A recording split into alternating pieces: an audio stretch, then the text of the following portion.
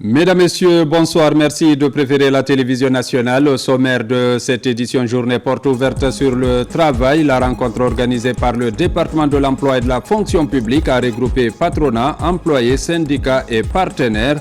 Le rôle de l'administration dans l'atteinte des objectifs du programme Simandou a marqué les échanges. En Zérékoré, on note une présence massive de chauves-souris au niveau de la forêt du 1er mai.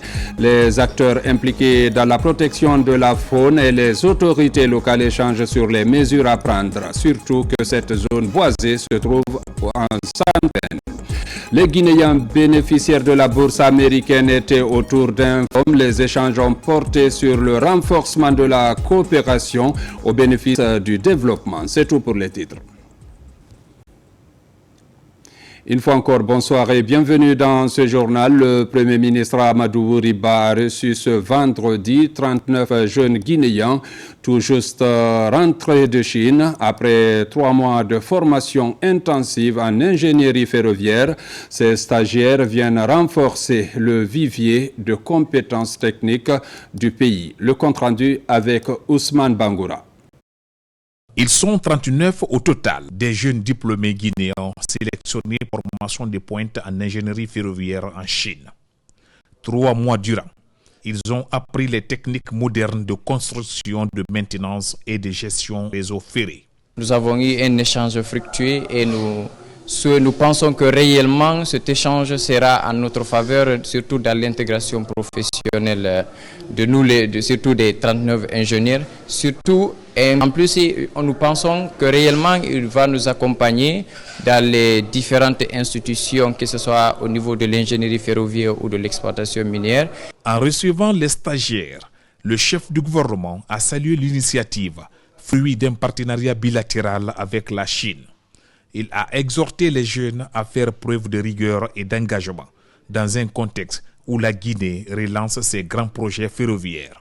Hier, on a eu une rencontre extrêmement importante avec son Excellence le Président de la République. Il fonde un grand espoir sur vous, notamment vous les jeunes. Parce qu'à partir de maintenant, il y aura une transformation extrêmement importante de l'écosystème minier dans notre pays. Attendez-vous à être sollicités. La transformation de nos matières premières, notamment le secteur de la bauxite, est la priorité des priorités et ça devient impératif. Qui dit transformation dit construction. Construction de raffineries, d'alumine et demain de sous-produits. De l'alumine avant de passer à l'aluminium avec une capacité de production énergétique suffisante pour satisfaire les besoins de cette industrialisation. N'ayez aucune crainte, le nombre que vous êtes s'avérera nettement insuffisant par rapport aux besoins présumés de l'économie et de la transformation que nous envisageons pour les 2 années à venir. Désormais de retour, ces jeunes ingénieurs pourraient être déployés sur les chantiers du futur, à l'image du projet de chemin de fer Mouribaya-Beila ou du corridor minier. Avec ce transfert de compétences, les autorités misent sur une jeunesse formée pour bâtir les infrastructures de demain. Le ministère du Travail et de la Fonction publique a organisé ce vendredi une journée porte ouverte sur le travail, le rôle de l'administration dans l'atteinte des objectifs du programme Simandou 2040 est le thème qui a concentré les travaux, un moment d'échange et de partage de bonnes pratiques entre employeurs, employés, syndicats et partenaires. Cette deuxième édition a été également marquée par des panels de haut niveau. Le compte-rendu avec Mamadi Ternakamisoko. L'espace est devenu annuel et incontournable dans la vie des acteurs du monde du travail guinéen. La journée porte ouverte sur le travail, initiée à l'occasion de la célébration de la Journée internationale du travail, met autour de la table employeurs, employés, syndicats et partenaires techniques et financiers. Avec pour thème rôle de l'administration du travail dans l'atteinte des objectifs du programme Simandou 2040, cette deuxième édition vise à créer un cadre d'échange et de partage entre les acteurs de la vie économique pour promouvoir l'emploi, l'amélioration des conditions de travail, la protection sociale et le dialogue social.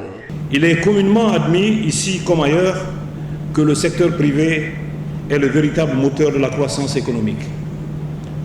Or, qui dit croissance dit inévitablement création d'emplois, progression des salaires, promotion des Guinéens, renforcement des capacités, renforcement de la sécurité sociale.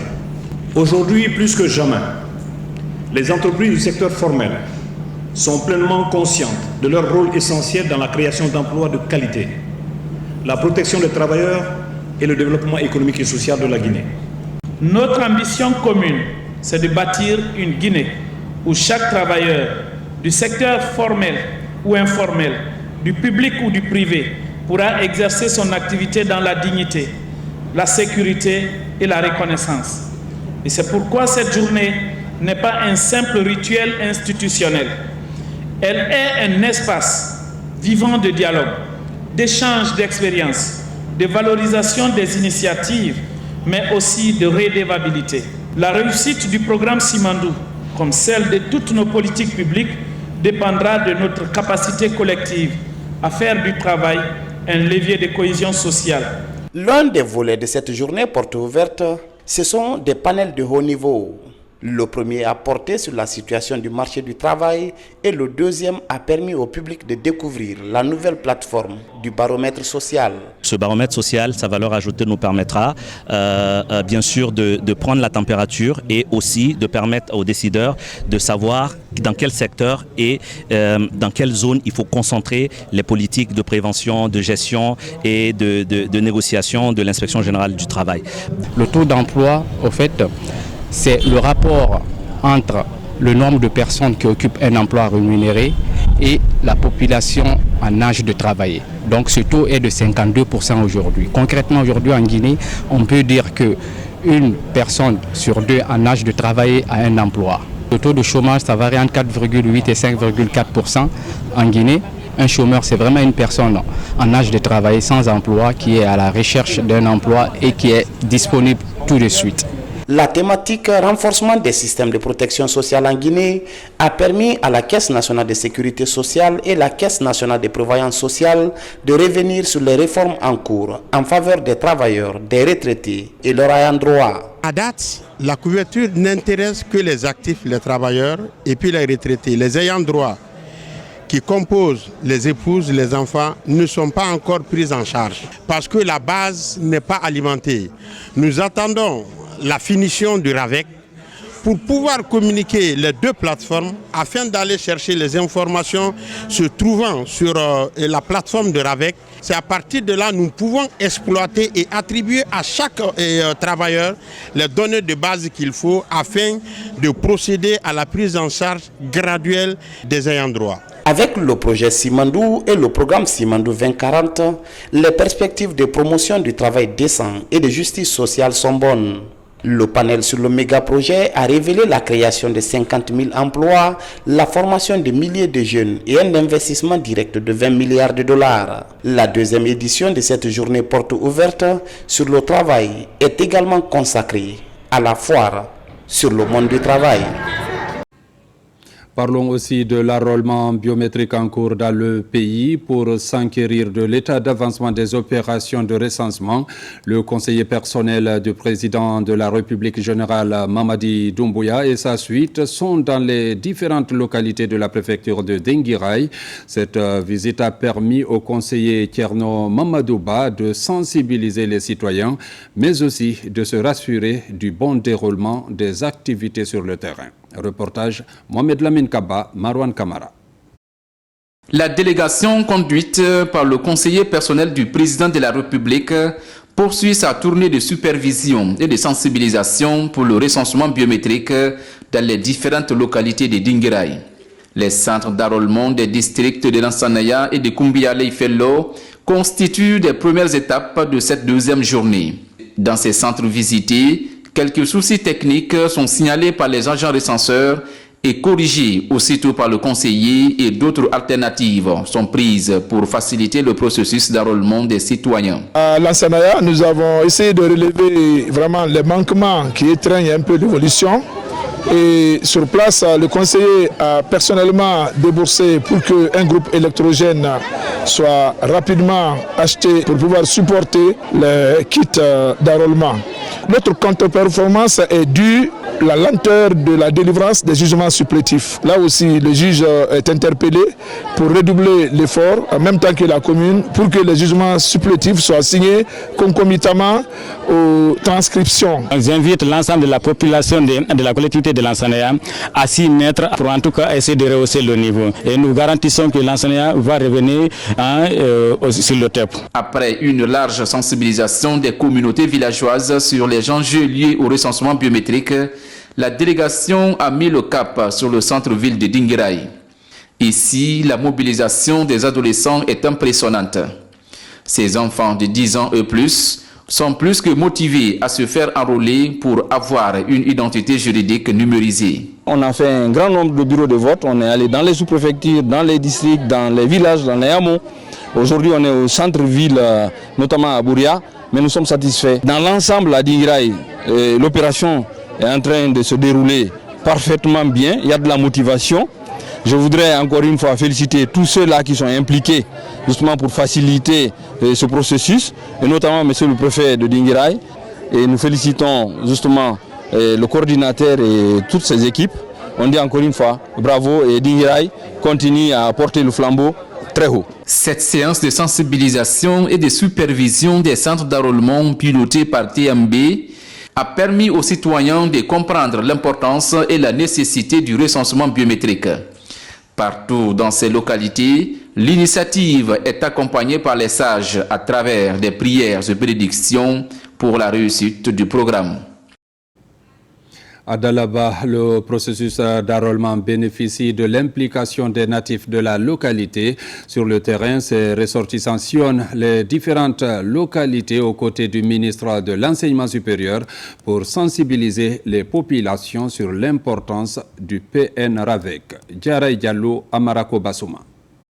À Dalaba, le ministre de l'Enseignement supérieur, de la Recherche scientifique et de l'Innovation affiche une volonté claire, assurer le succès de l'opération de recensement général. Pour cela, il appelle à l'implication de tous, un appel entendu par plusieurs fils de la localité qui décident de s'engager activement aux côtés du gouvernement. Notre équipe déployée sur le terrain est engagée à réussir cette mission, celle d'enrôler le maximum de citoyens possibles avant la date butoir. Il parcourt les sous-préfectures pour informer et sensibiliser les populations sur l'importance du programme national de recensement administratif à vocation d'état civil, PN-RAVEC. De Mombéa à Kankalabé, en passant par Kourou, Mafara et Kalan, les messages d'adhésion au programme sont relayés avec insistance. Nous les avons exhortés à ce qu'ils puissent vraiment sensibiliser les gens pour venir se recenser massivement, parce que cela est extrêmement important,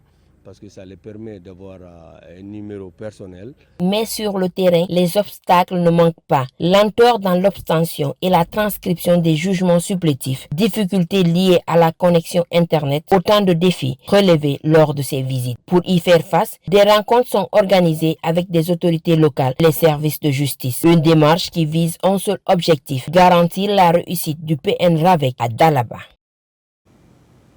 Dans la préfecture de Mamon, le ministre de la Sécurité et de la Protection civile, le général Bachir Diallo, sensibilise les populations sur l'importance de ce recensement national porté par le gouvernement.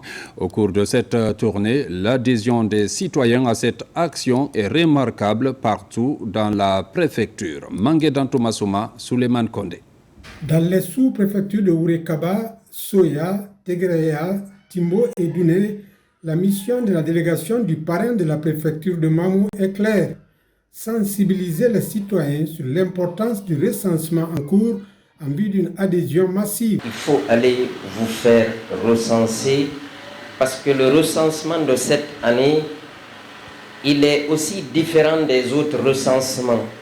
Une fois que vous êtes recensé, on va vous donner un numéro pour le reste de votre vie. À chaque étape de la mission, autorités locales, leaders communautaires et religieux, femmes et jeunes sont mobilisés et tous motivés pour participer activement à ce programme national.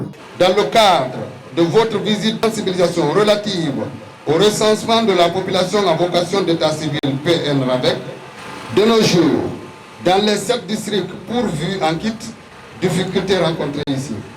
Insuffisance de kits pour le démarrage des activités dans les 3 autres districts.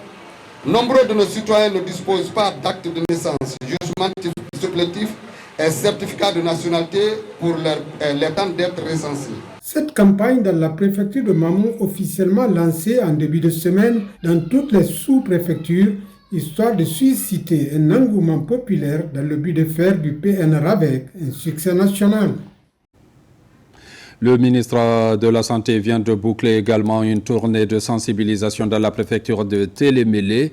Dr Oumar Djouheba a été accueilli dans toutes les communes rurales de cette préfecture où il a transmis le message de paix du chef de l'État général Mamadi Doumbouya. Partout, il a aussi mis l'occasion à profit pour sensibiliser les populations sur l'impérieuse nécessité de se faire recenser. Reportage Abdul Karim Kamara. En compagnie du préfet de Télémélé, colonel Mamadou Lamarana Diallo, Dr Oumar Djouheba et la délégation qui l'accompagne se sont successivement rendus lundi 5 mai dans les communes rurales de Sarikali, Taroy et Konsontami. Mardi 6 mai, la délégation est reçue par les populations de Kawesi et de Daramaniaki. Partout, le ministre et sa suite ont fait l'objet d'un accueil chaleureux. Excellence, Monsieur le ministre, cet acte de bravoure, c'est-à-dire un citoyen, un acte de naissance, posé par le CNRD et son gouvernement, avec à sa tête son Excellence le Président de la République, le général de corps d'armée Mamadi Doumbouya, répond parfaitement aux aspirations des populations guinéennes en général et celles des Konsontami en particulier. La délégation du ministre me charge de vous dire 1000 merci suite à la mobilisation des uns et des autres. L'autre message porte sur la préservation de la paix et de l'unité nationale et que chacun apporte son soutien à la vision de développement du chef de l'État. Lors de ces différentes allocutions, Dr Oumar Djouheba s'est d'abord réjoui de la réussite de la marche citoyenne pour la paix. Il a aussi encouragé les populations à se faire recenser. Ce recensement à vocation d'état civil a tout son pesant d'or dans le développement socio-économique de notre pays. Dès le début du processus, le président lui-même nous a montré la voie à suivre. Cela veut dire donc qu'il est nécessaire que chaque Guinéen se fasse enrôler, car il y va de l'intérêt supérieur de la nation. Le ministre de la Santé a mis l'occasion à profit pour s'assurer du bon fonctionnement des services de santé et la disponibilité des médicaments dans ces localités reculées. Partout, Dr Oumar Djouheba, conformément à la vision du chef de l'État, a promis la construction de nouveaux centres de santé améliorés pour favoriser l'accès des communautés aux soins de qualité. Dans la région forestière, Rose Paula Prissemou sensibilise sur l'importance de ce enrôlement initié par le gouvernement. La ministre des Télécommunications met l'accent sur l'enjeu des prochaines élections. Mohamed Salioupaï. Au cours de cette deuxième journée à Massanta, la ministre des Postes, des Télécommunications et de l'économie numérique a échangé avec les autorités morales et coutumières de la commune urbaine avant de visiter plusieurs localités. Rose Paula Prissemou a rappelé à la population l'importance capitale du recensement biométrique RAVEC, véritable socle pour la planification du développement national et la mise en œuvre efficace des politiques publiques. Le constat est qu'il y a un fort engouement dans tous les bureaux de recensement. Nous avons fait plusieurs communes rurales et le constat est unanime, les gens travaillent, les populations viennent se faire recenser. Mais dire aussi que vraiment, pour ceux qui n'ont pas encore eu le temps de se faire recenser, de venir, nous en avons jusqu'au 30 mai. Après, là où nous parlons, le 18 central est fini. Et dans toute la sous-préfecture, on a au moins presque 3000 et quelques membres recensés maintenant là. Poursuivant son programme, la ministre a pris part à un grand meeting à la Maison des Jeunes de Massanta, un événement marqué par une forte mobilisation des populations locales, témoignant ainsi leur adhésion à la politique de refondation engagée par le CNRD sous le leadership du général Mamadi Doumbouya. L'objectif fondamental est de sensibiliser et mobiliser les populations pour que chaque citoyen guinéen soit recensé et obtienne un numéro identifiant unique. Cette grandiose manifestation, marquée par un esprit de reconnaissance et de soutien aux actions du gouvernement, a rassemblé toutes les composantes sociales vivant en harmonie dans la cité de Massa. À Bofa, le programme national de recensement à vocation d'état civil connaît un engouement. Sur le terrain, le ministère de la promotion féminine qui supervise l'opération est au contact des citoyens dans certaines communautés rurales et la commune urbaine de Bofa pour créer une forte mobilisation des populations autour de ce recensement biométrique dans la préfecture. Reportage Mohamed De Camara. Le succès des opérations de recensement à Bofa préoccupe la ministre Charlotte Daffy et son équipe. Après le passage de la dame Daffy il y a quelques jours dans le Rio Pongo, son cabinet est sur le terrain en contact avec les populations des communes rurales de Tuinfili, de Koba, de Lisso et de la commune urbaine de Bofa. L'objectif de ce déplacement est clair, sensibiliser les citoyens de ces localités visitées sur l'importance du programme national de recensement à vocation d'état civil. C'est l'aboutissement des activités opérationnelles du programme national de recensement administratif à vocation d'état civil et de la Direction nationale des affaires politiques et de l'administration électorale, coordonnée par le ministère de l'administration du territoire et de la décentralisation. Ce recensement biométrique qui concerne tous les citoyens âgés de plus de 10 ans vise à leur donner une identité juridique, numérique et sécurisée.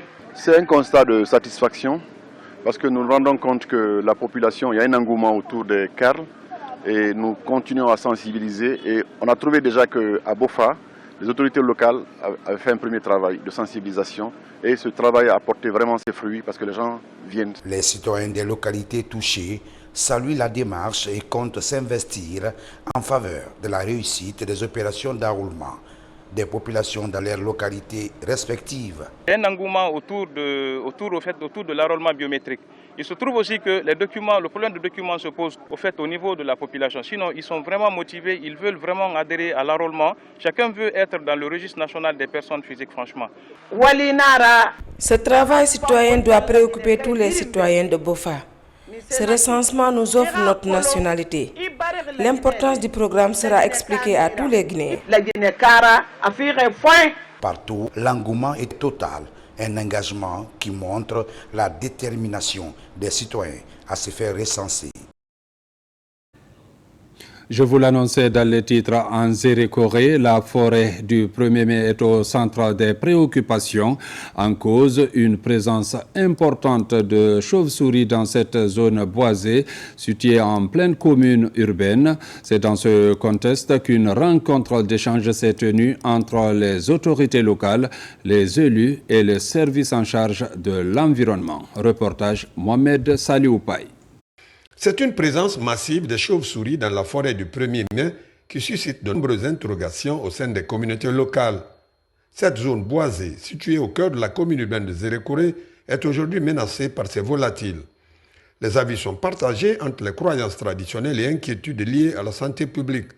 Pour certains habitants, ces animaux sont porteurs de malheur, tandis que d'autres redoutent des risques sanitaires. Toute espèce ou bien toute activité qui mène de différentes espèces, il y a un côté négatif et un côté positif. Mais pour le cas présent, d'après les conclusions des experts de Guinée Écologie, ils nous ont fait savoir que ces espèces sont migratrices. Elles se déplacent d'une localité à une autre. Ensuite, si ces espèces étaient réellement porteuses de virus ou bien de maladies, cet état de fait serait déclaré. On aurait appris qu'il y a eu la présence de telle maladie. Face à ces préoccupations, les autorités administratives lancent une campagne de sensibilisation. L'objectif est d'expliquer à la population l'importance écologique des chauves-souris, notamment leur rôle dans la régulation des insectes et la pollinisation. Notre message, c'est pour les dire tranquilles.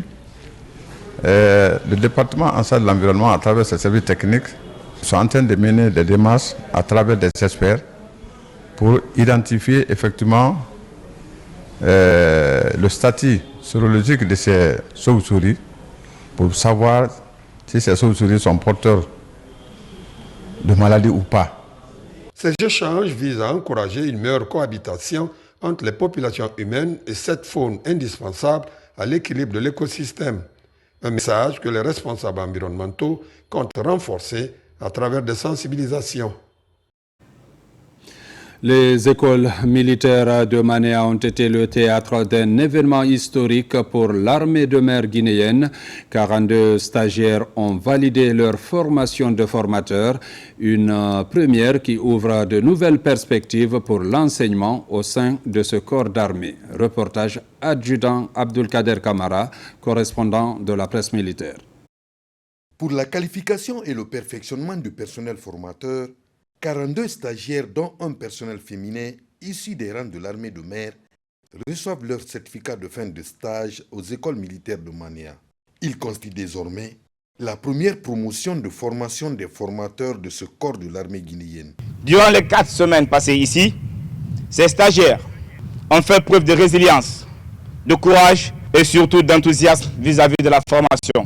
Nous avons partagé un parcours intense, rythmé par des modèles théoriques, des ateliers pratiques, des travaux collaboratifs, des échanges riches et constructifs, non seulement autour de la pédagogie, mais aussi des matières de spécialité de la marine et de l'infanterie. Après 4 semaines de travail rigoureux, marquant une étape cruciale dans leur parcours, cette formation des formateurs regroupe des officiers et des sous-officiers devant constituer le noyau d'instructeurs de l'école navale.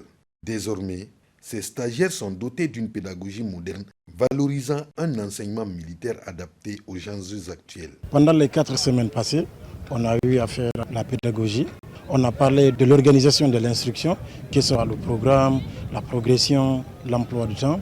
Aussi, on a parlé de l'éthique de l'instructeur et beaucoup d'autres matières comme la sensibilisation sur les réseaux sociaux. Vous avez la responsabilité de transmettre soit sur le terrain ou dans votre vie quotidienne. C'est le lieu pour moi de remercier Monsieur le chef d'état-major général des armées pour sa vision et tous les efforts inlassables qu'il ne cesse de faire pour la qualification des ressources humaines des forces armées guinéennes à travers une formation solide dans un environnement de qualité. Cette formation des formateurs marque un nouveau chapitre pour ces jeunes marins, prêts à servir avec compétence et dévouement au sein des institutions d'enseignement des forces armées guinéennes.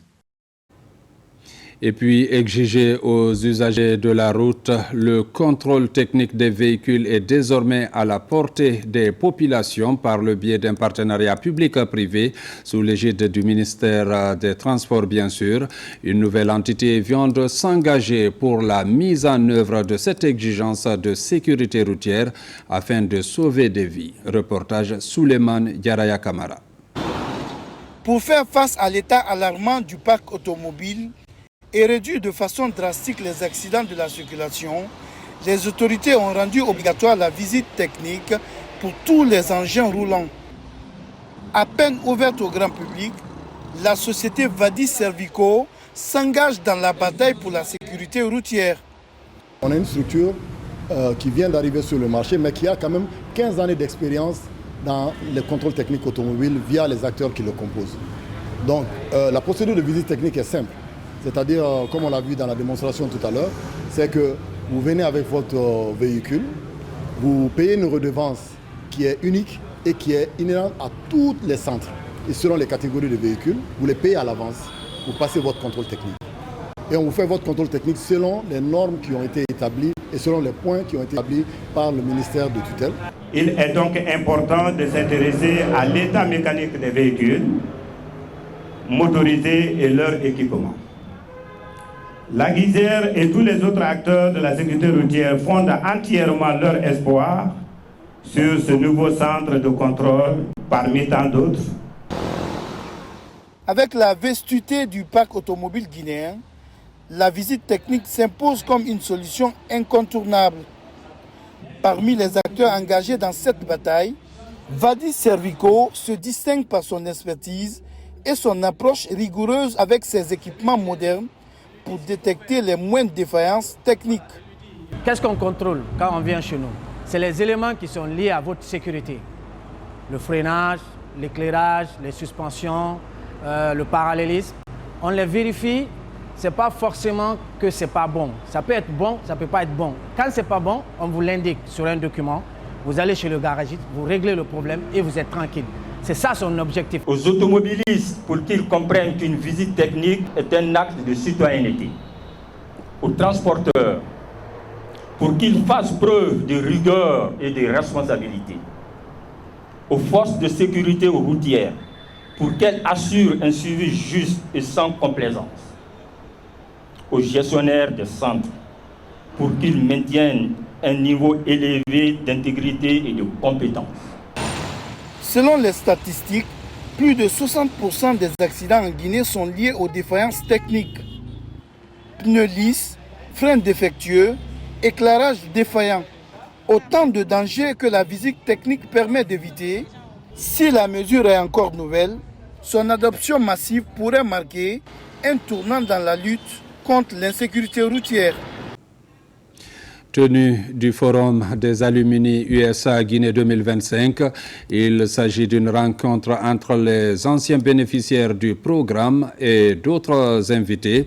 Ceci pour parler du renforcement de ce partenariat au bénéfice du développement. Reportage Diara Diallo.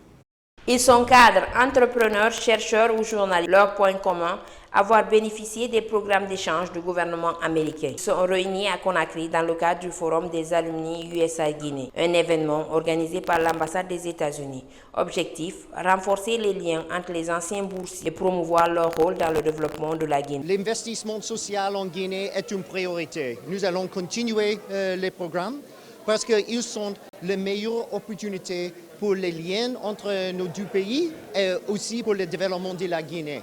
C'est notre connexion sur la Guinée. Nous sommes partenaires de longtemps et nous serons partenaires pour l'avenir aussi. Le forum a réuni plusieurs centaines de participants autour d'une journée d'échange et de réflexion.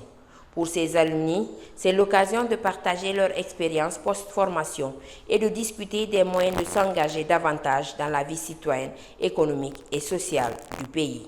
J'ai eu la chance et le privilège de faire partie du Mandela Washington Fellowship de la cohorte 2015 en public management. Ce programme a incité non seulement l'envie, mais l'audace de pouvoir transcender tous les obstacles afin d'atteindre mes objectifs. Des ateliers interactifs ont ponctué la journée. Les thématiques abordées allaient de l'engagement civique et démocratique à l'entrepreneuriat en passant par la santé numérique, le bien-être, la sécurité et la lutte contre la traite des êtres humains. Autant de sujets cruciaux pour l'avenir du pays. Pour clore en beauté cette rencontre, les participants ont assisté à une prestation artistique du groupe Mindlabs, mêlant culture et engagement social. Le Forum des alumni USA Guinée s'affine comme un véritable carrefour d'idées et de projets. Une plateforme dynamique portée par des leaders guinéens formés aux États-Unis. Le Woulada mobilisé derrière le président de la République, général Mamadi Doumbouya, 184 villages répartis entre 6 sous-préfectures dénommées Woulada se mobilisent au sein du mouvement Coalition Woulada pour Mamadi Doumbouya. L'initiative a été lancée à la faveur d'une conférence de presse. Les précisions avec Amadou Touré. Les 184 contrées de Woulada, appellation sociopolitique des localités situées entre les préfectures de Daboula, d'Engiraï et Kouroussa, s'unissent au sein du mouvement Coalition Woulada pour Mamadi Doumbouya, Komad. Komad n'est pas un mouvement de division. C'est un trait d'union entre les jeunes de Woulada qui souhaitent apporter une contribution pacifique et concrète aux réformes en cours. Je me reconnais pleinement dans cette vision. La voix de Woulada au cœur du changement, s'unir pour accompagner les réformes du président Mamadi Doumbouya est le thème choisi par les initiateurs de ce mouvement pour le lancement de leurs activités qui s'articulent autour de la consolidation de la paix, de l'unité nationale et de l'enrôlement biométrique. Nous devons aujourd'hui se pencher à une activité qui se passe partout en Guinée. C'est le programme national de recensement à vocation d'état civil. C'est extrêmement important que chacun dans cette salle appelle dans son village, dans son district, pour dire à nos mamans, à nos papas, à nos frères et sœurs de se faire recenser. Offrir un cadre structuré, dynamique et engagé pour mobiliser, sensibiliser et agir en faveur des réformes initiées par le chef de l'État, qui sont porteuses d'espoir pour une Guinée plus juste, plus forte, plus unie. Dans les prochains jours, les membres de ce mouvement comptent descendre sur le terrain dans les 6 sous-préfectures qui comptent le Woulada pour des campagnes de sensibilisation et d'information sur le bien fondé de l'enrôlement biométrique. À Conakry, spiritualité et engagement citoyen se rencontrent à Yimbaya Fabanda, la commune de Matoto. Une lecture du Saint-Coran a rassemblé fidèles et sympathisants autour des messages de paix et de soutien au président de la transition, le général Mamadi Doumbouya. Reportage Maïmouna Bella Diallo et Eugène Dounamou.